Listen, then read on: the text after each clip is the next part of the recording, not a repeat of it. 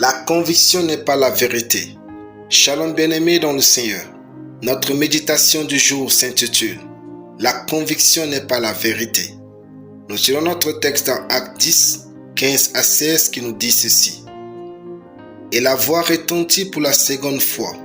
Ce que Dieu a déclaré pur, toi ne l'appelles pas souillé. La chose se reproduisit par 3 fois. Puis aussitôt l'objet fut enlevé dans le ciel. Alléluia.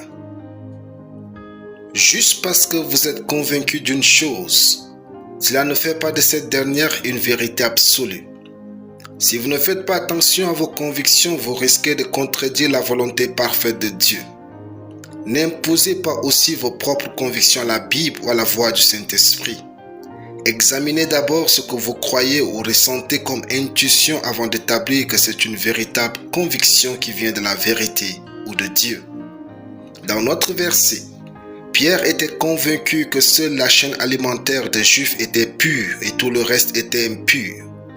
Dieu vint à lui dans une vision, parce que Dieu voulait l'inviter à quelque chose de plus grand que lui-même. Il eut une vision selon laquelle l'explication laisse croire que Dieu voulait ajouter les non-juifs à la foi chrétienne.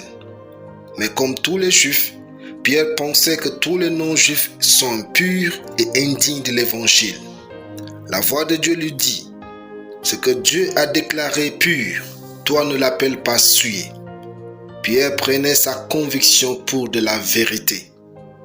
Après ce refus de transformation, de changement de mentalité de Pierre, tout a changé dans son ministère.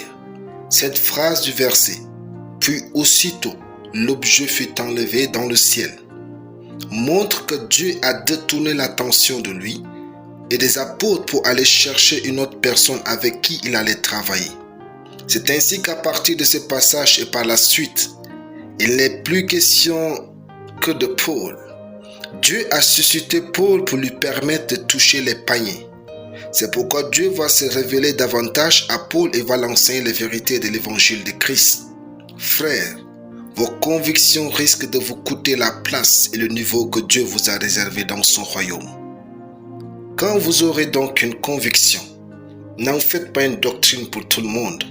Asseyez-vous et examinez vos motivations, vos sentiments et votre compréhension à la lumière de la sagesse de la parole de Dieu. Puis priez à propos de cette conviction et demandez conseil si nécessaire aux sages et enfin au Saint-Esprit. Alléluia. Prions. Je confesse que je sais ce que je veux dans la vie et mes convictions sont orientées par le Seigneur. Amen. La lecture biblique en une année, Apocalypse chapitre 4. Soyez bénis, c'était le pain du ciel.